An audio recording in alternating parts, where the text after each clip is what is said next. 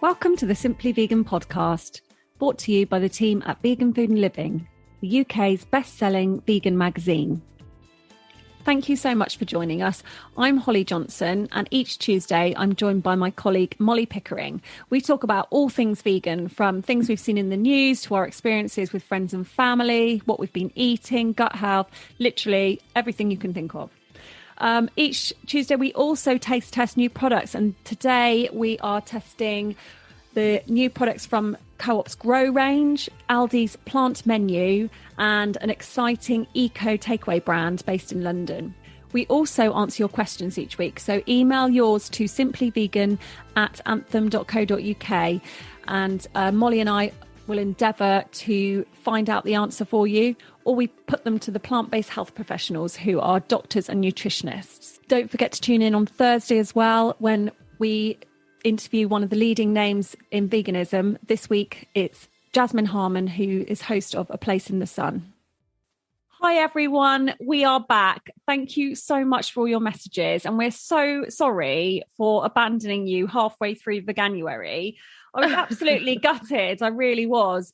But just to give you a brief kind of overview of what's happened, I ended up being signed off work because my daughter's been off school basically since November, and basically it's been a year of kind of mental health difficulties, severe anxiety, and I think it just kind of all got a bit much, kind of working and just loads of other stuff going on as well. We've had a right run of it, haven't we, Molly? Oh my God. I think the last 3 months for us, it's kind of the amount of just like pain and distress that you would expect in sort of like someone's lifetime, essentially. Yeah. As what's happened. It's horrible, but I feel like we're getting back. We're back to it. I'm happy to be recording again and happy to hear your voice. I know. I was just like, because everyone around me was kind of going, Holly, you need to get signed off work. You're not coping. And you're kind of like, I am. Looking back, I really wasn't. I wasn't like sleeping. I was having meltdowns, crying or getting angry about stupid stuff. And it was like, but I was like, I just can't not do the podcast. My mum was like, Holly, it's okay. Like it's if a few people don't go vegan this month because they haven't listened to your podcast, it's not the end of the world. So I was like, okay. But you will be going vegan this month. Yes. But yeah, you've had COVID, haven't you, whilst I've been away? I have had COVID. Actually wasn't too bad, to be honest. I'm double jabbed, so but yeah, it was all right. My boyfriend got it at first and I didn't get it for 3 days. I was like, oh my God, this is because I just eat all my vegetables and I'm just so healthy. And then it got me and I was out, hit me like a bus. It was horrible. It's so weird, isn't it? Because everyone's just waiting to get it. And like, I just can't believe that, because my daughter had it in October, but none of the rest of us got it in the house. It's a horrible feeling, isn't it? Like literally like a time bomb. It is, yeah. And I can't believe I haven't had it, because I went to it was actually a wake about a week ago, and there were literally hundreds of people, like, sort of all ages in this kind of venue. And it was, like, I haven't been in that sort of environment for so long, like having to squeeze up to the bar and stuff like that. And I was thinking, every time someone spoke to me, I just thought, you're breathing COVID on me. Oh my God, I'm going to get it. I have COVID. I am COVID. But I didn't get it. So yeah, it's such a weird one. Just seems it's a lucky dip, isn't it? Well, not an unlucky dip, I should call it. But anyway, we are so pleased to be back, and hopefully there will be no more breaks in our podcast. And we're just so sorry that we've not been able to do it. But I think it's a really hard time of year anyway, isn't it? Sort of January, February. It's in this country anyway. It's cold, it's dark. I think when the sun's shining and it's warm, if you've had a terrible day, you can kind of just go out. It just makes it feel better. Yeah. This morning the sun was shining and I just instantly felt like, it's not shining now, but when it was shining, I was just like, oh, okay, this is going to be a good day. I know. And it's just sort of when those March, sort of April months sort of springtime comes in. I'm looking forward to it, literally counting down the days.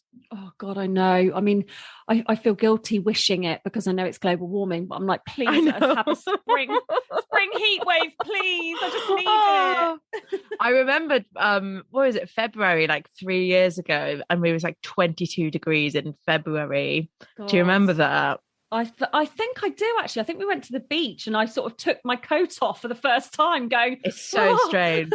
I know. I kind of felt so guilty about it. I was there like, oh, I need the vitamin D. I know.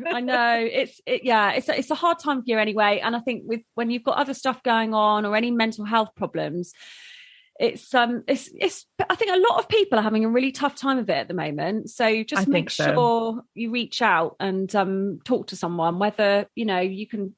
It doesn't have to be someone it can be a stranger, Samaritans or anything like that. I think it really does help. And take breaks. If I understand it's not feasible for a lot of people, but just try and do what you can. Just give yourself a break as well, like with me. if you have to get signed off work, you have to get signed off work. It's you've got to get yourself right, haven't you, to be able to kind of function and look after everyone else. And anyway, well, despite us not being around for a few weeks, we're number 20 in the food charts in the UK, which I think is pretty damn good. Maybe it's just better if we don't speak. When we do like regular shows, we're just at the bottom. Oh, they're trying to tell us something, Molly. I think so.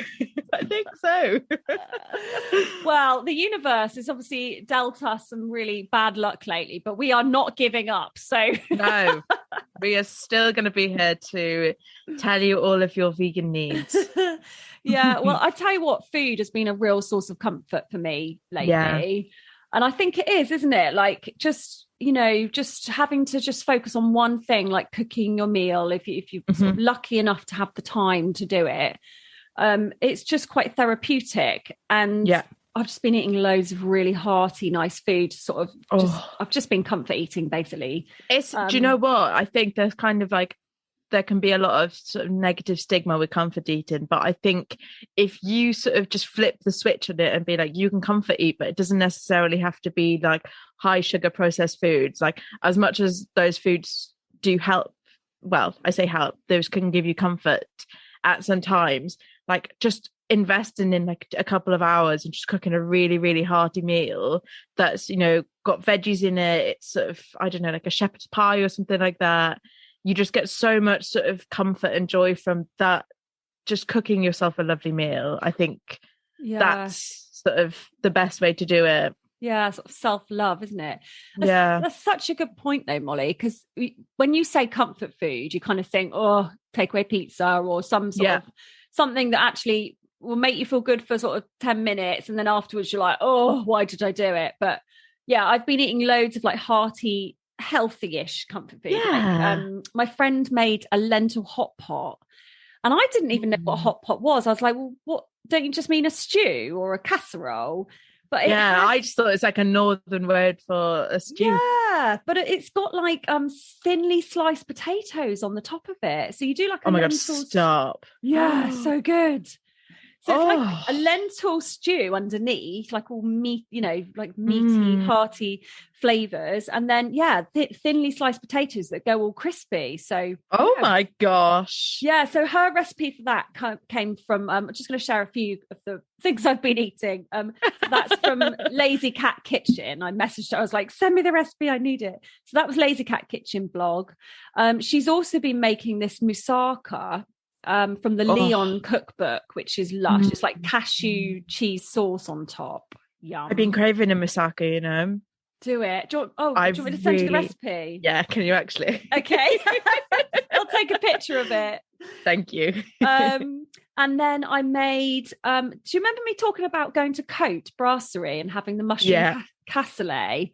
Well, I just couldn't stop thinking about it. So I had to make it myself.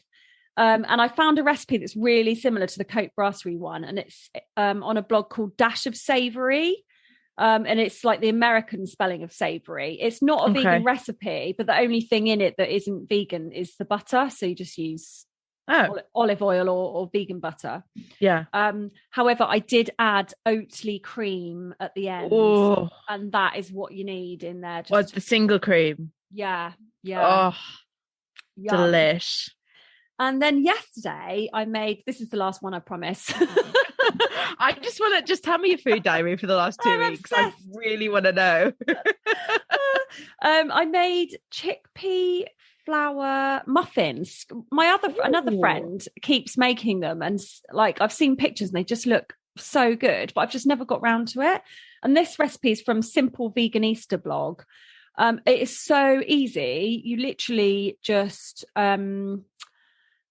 it's like chickpea flour and water, garlic powder, nutritional yeast, and whatever veg you want. So red peppers and sweet corn, and they're like little breakfast muffins. And you just literally whisk that up, pour it into the little muffin tin sort of things. Tray.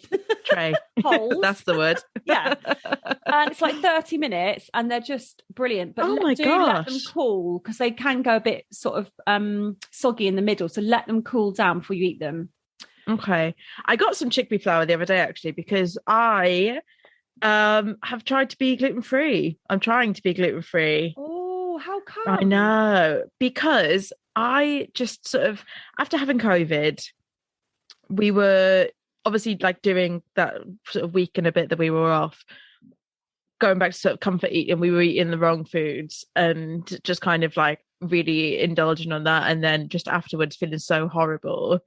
And I just kind of like realized I was just so bloated all the time. So I kind of did a bit of Googling. And I also sort of, I don't know whether this is something as well, I'd have like period cramps when I wasn't on my period, but after I'd eat gluten. Right. Okay. So I was just kind of like, this doesn't feel good. And the juice ain't worth the squeeze. So I'm going to try and be gluten-free. And it's working. Although I was using soy sauce and I didn't realize soy sauce had gluten in it. So we're not there completely. Yeah, but you need tamari, don't you? Yeah, that's what and what's the aminos, I think it's called. Oh yeah, coconut aminos. Yeah. Yeah. So yeah, I've just been trying that really. It's been going all right. Thankfully, a lot of the stuff that I sort of like enjoy eating is kind of whole food stuff anyway. So I'm not actually missing out on too much stuff, but gluten-free bread is a bit crap. I will be honest. Yeah, they say to kind of avoid, because don't they put like sugar or something extra in? They might do, to be fair.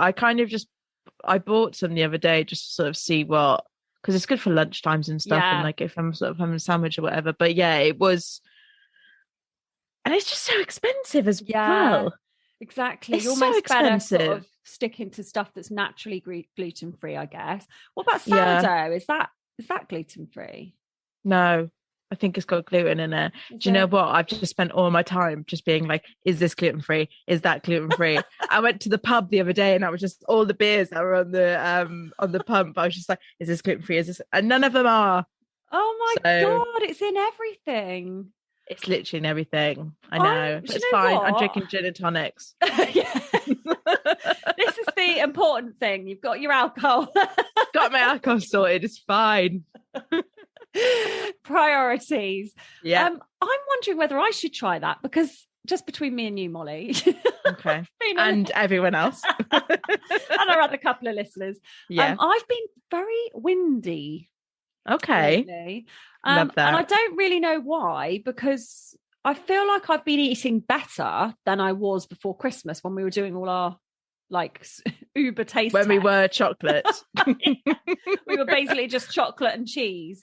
Yeah. So I don't know whether it's, I don't know, all the veg and beans. Maybe, I was going to say maybe it is because you are just eating a bit more, and like fiber, I feel like that's kind of what it was. I've been meaning to get some probiotics. Oh, yes. So I might try that. God, I forgot about that, because when you first go vegan, you do all these things, don't you? And then you kind of it all goes off the radar. But when I took those, it really helped my digestive system. Really? Yeah, really. Like I've been meaning to get some, because obviously like being bloated and stuff, it's all linked. So I have been looking at them. Obviously, it's a bit tricky. I think some aren't vegan and stuff. So, but Yeah. online, I've seen loads. I was going to get the kefir, but it kind of scares me a bit. Oh, is that the milk? It's like a yogurty drink, but it's like fizzy. Ooh, and they It do a scares vegan me. one. Yeah, yeah, yeah. Oh, can you imagine But like then a dairy one, like fizzy oh, dairy milk?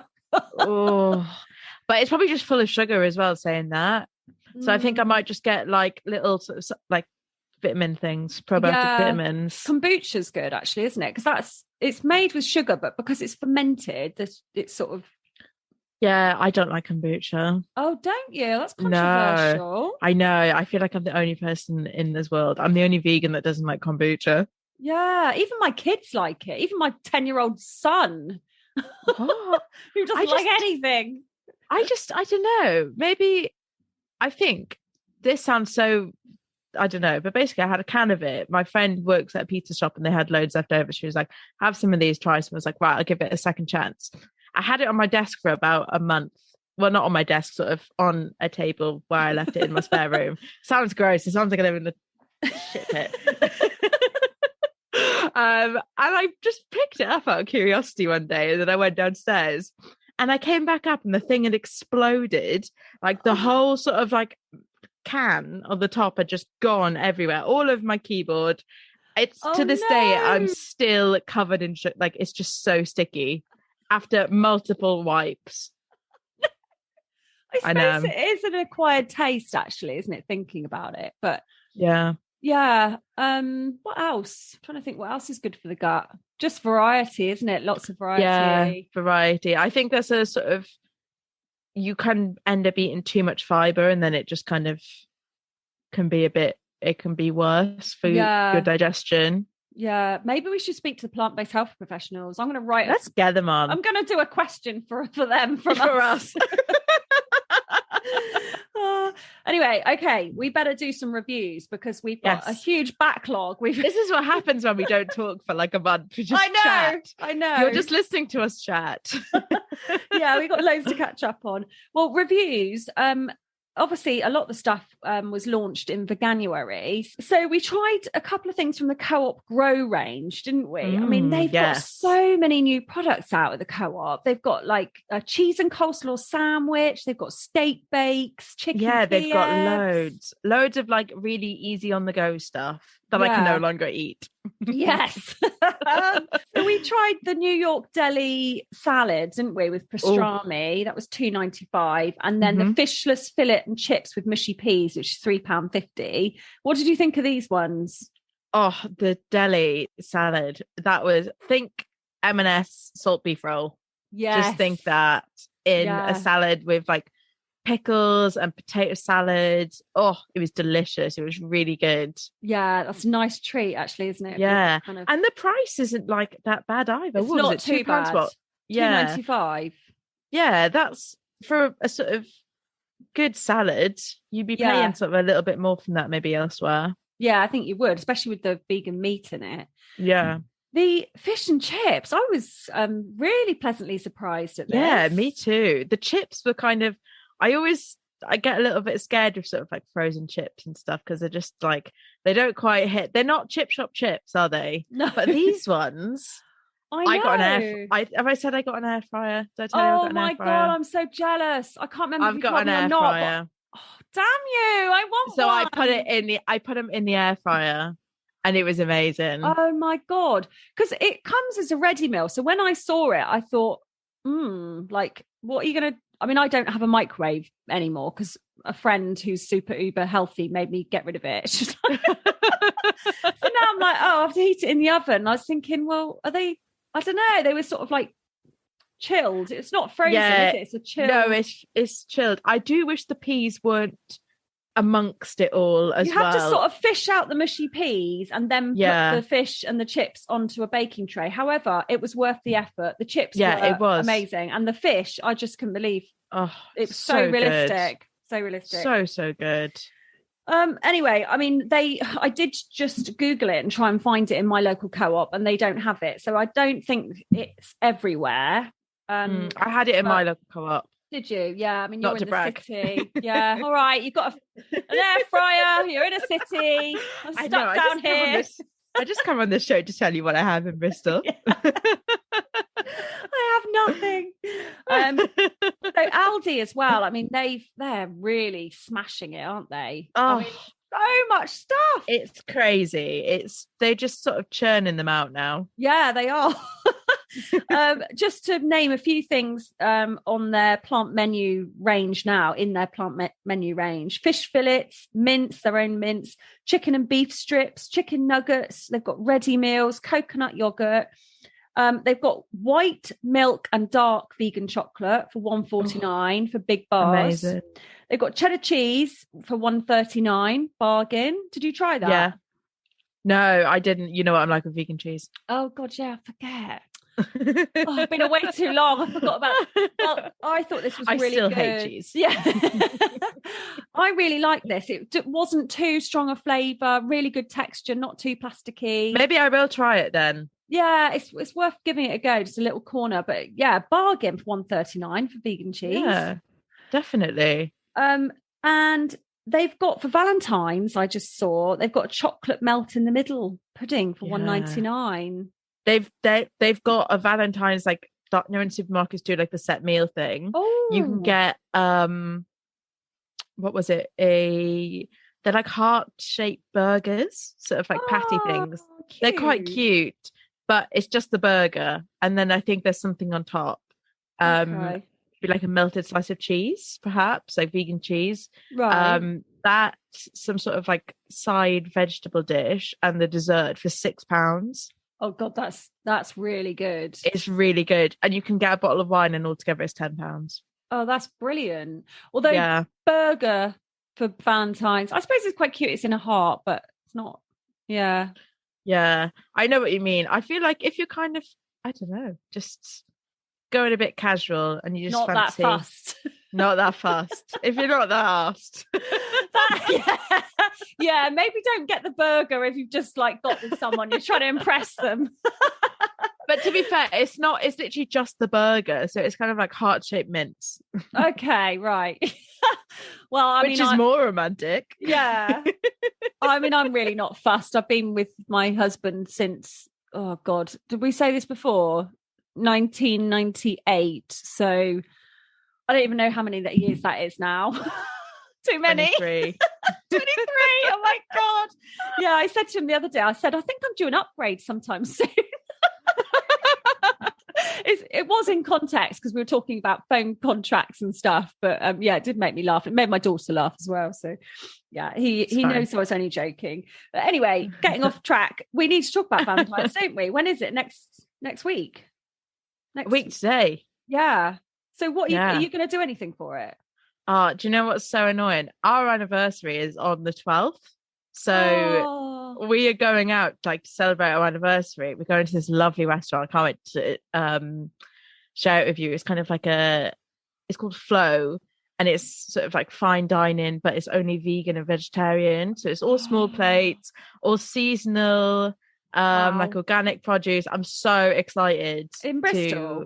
In Bristol, yeah. Oh God, it's really really small. Can't wait to try that. But we're going to be out of all the other Valentine's Day couples, and it's going to look like we're out for Valentine's Day, which is fine. But in my head, I'm also then having to probably pay more money because they up the prices on Valentine's Day. And it's always a weird vibe, isn't it? Because everyone's sort of they get. Usually you've got like groups or a family, but they separate all the tables into two. So you're literally like a table of two, table of two, table of two. It's very, very strange. Lined up. It's like Noah's Ark. Get them in, charge them twice the price. Happy Valentine's.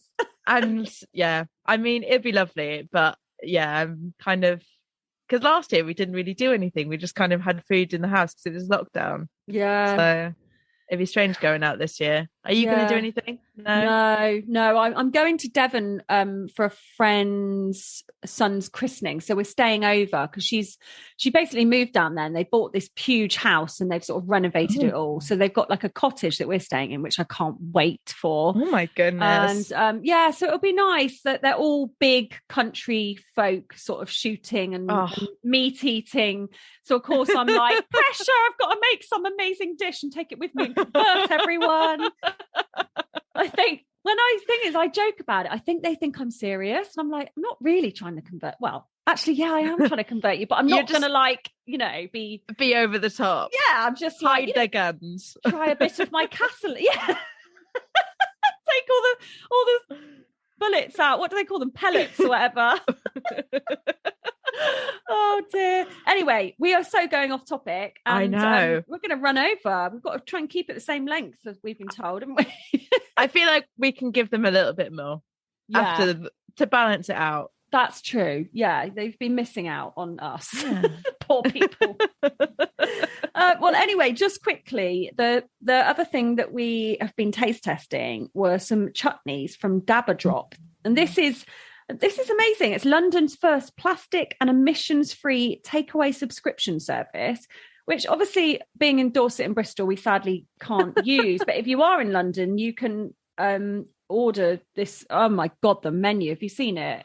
No, I've not. Oh, it's like really authentic Indian food, and the dishes just sound incredible, like jackfruit keema and all different things. Have a look. dabbadrop.co.uk. But if you're outside of London, then you can still basically it was like a gift box, wasn't it, of chutneys. Yeah, it was beautiful. It's such a lovely gift. Yeah, it's a really nice gift. And it had pickled red onions, a gunpowder spice mix, which is a bit like dukkha. You kind of sprinkle it on things. Yeah. Give it a bit of crunch and a bit of extra Yeah, it was flavour. like sesame seeds and sort of chili flakes and stuff like that. It was beautiful.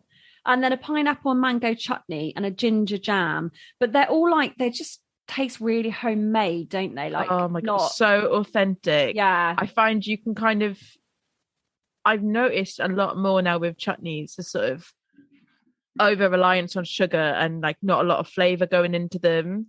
But these ones, oh my gosh, the jam, that was stunning. And the red onions as well, even those are beautiful. I think there was kind of like cardamom seeds and coriander and stuff in the sort of brine, pickle, whatever. Yeah. Stunning. So nice. Yummy. They went within a week. Oh, did they? Yeah. I loved them. Everything that I was cooking, it was just everything was going on at the plate. Yeah, they really, I think sort of chutneys and pickles and things can really elevate your cooking, can't they? And just add that extra layer of like flavour and yummy. Well, the gift set's £24, so it's not particularly cheap, but it's a really good product, really good company. So have a look. And their message is Planet Before Profit, which I love. So yeah. Well, just to finish off today's episode, and we really are so happy to be back. It's just lovely. It's so nice chatting to you. Yes, it's honestly, this has just been like what I've needed almost. It's like my therapy. I know, exactly. I don't feel like I'm working. No. So we had a question from Sarah Swan. She asked us the question before about the nori, the little things in the nori.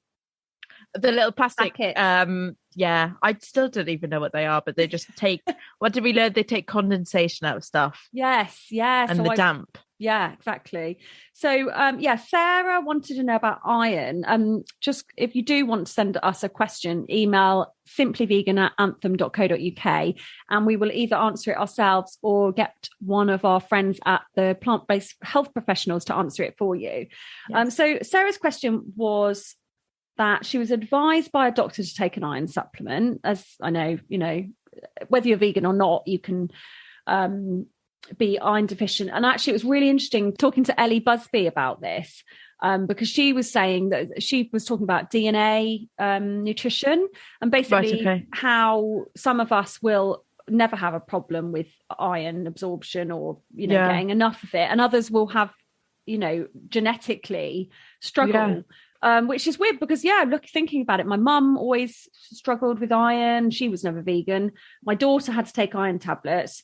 Mad. Yeah, so it's interesting. But Sarah was asking, she was saying often vegan supplements don't contain porcine products like gelatin, but where does the iron come from? Is the iron itself a byproduct of the meat industry?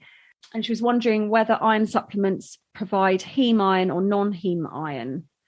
So, really interesting one. And luckily, we've got plant-based health professionals to answer this because, I'm a bit baffled. Hello, this is Shireen Kassam, founder and director of Plant-Based Health Professionals UK and co-founder of Plant-Based Health Online. Today's question is about where the iron in iron supplements comes from. You can be rest assured that it's not coming from animal sources. Iron is a mineral, and although its main purpose is to make hemoglobin in our red cells, when you're using it as a supplement, it's not coming from these animal sources. So the sources and varieties of iron fall into two main groups, ferric or ferrous. And ferrous sulfate is a form of ferrous iron. In its natural form, iron sulfate is a crystal, but due to being widely used as an iron supplement, you'll usually find it in the form of tablets and droplets. So hopefully that will reassure you that your iron supplements are not coming from animal sources. Well, that is brilliant to know. And thank you to Shireen for providing that information. We will be back next week, all being well. Please, universe, don't dump any more. I feel like we have our fair share of bad news, and I'm saying this and I'm touching everything wood at the moment, so we've done it. I did feel that I'd kind of had enough negative things happen, and then I drove into the curb and popped my tyre and had to get the RAC out, and then they said, your other tyre needs doing as well, so that's loads of money. And then I got a parking fine literally the next day, and I was just like, wow, you're really going for it. So every day I wake up and I'm like, what's going to happen today? It's horrible. It's such a horrible feeling. But anyway, all being well, we will be back next week. Got to stay positive. I've been doing a lot of positive affirmations and they really do work. Okay. But then when something bad happens, it's like, oh, God damn it. I'm just manifesting in the positive life for you. I promise I am. Send me good vibes and I'll send some back to you as well. And to all our lovely listeners. We will be back next week, and we're going to share some health hacks, aren't we? Some really cool little tricks and tips that we've learnt along our journey into veganism. Things like how you can pack in more antioxidants and goodness into your diet, boost your immune system, things like that. And I'll also be speaking to Jasmine Harman from A Place in the Sun. She's a Veganuary ambassador and just really interesting, lovely person. So that interview will be live on Thursday morning. So thanks so much for listening. Don't forget to share the podcast with your friends so we can get up those food charts. Come on. Yeah. We need to. We want to be in the top 5 again. We do. We were there once. So, we're sort of battling sort of huge names like Heston Blumenthal and River Cottage and stuff like that. And the fact that a vegan podcast can be doing so well, I think is great. It just shows I think it is so good. That, veganism is on the rise. Yes. Whether they like it or not. And don't forget to leave us a review. We'd love to hear what you think. Thank you so much, and we'll see you next week.